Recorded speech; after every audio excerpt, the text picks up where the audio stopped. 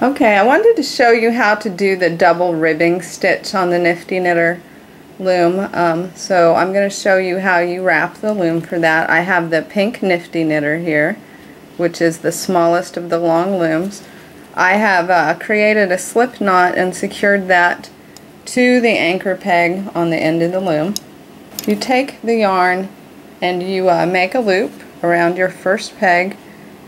Just like with every wrap of a peg, you always make the top of the cursive E that you're forming, if you can see that, face the outside of the loom, and it should always crisscross on the inside of the loom.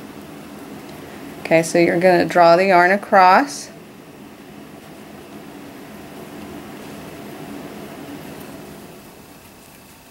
Okay, now that's the pattern that you make with your yarn. We're just going to keep doing that. It's kind of hard to explain in words, but if you can just watch me do this.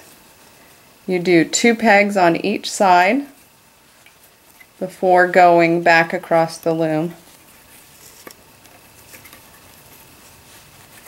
Because you do 2 pegs on each side, that's where you get your double ribbing. Okay.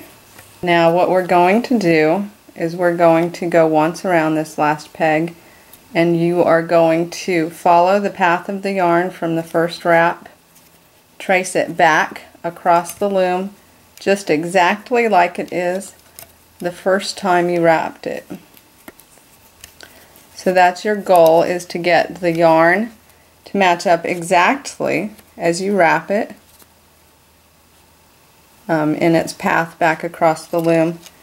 As you can see, the only place the yarn doesn't match up exactly is this last peg, which you only go around one time.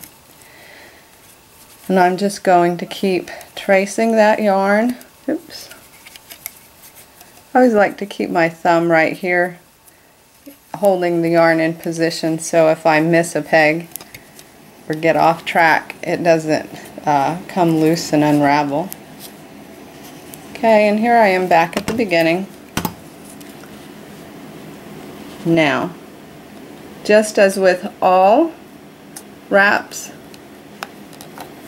you go ahead and you knit off by bringing the bottom loop up and over the top loop to create the double ribbing stitch on your long loom. This is a stitch that can only be done on the long loom since you're going back and forth across. It can't be done on the round looms.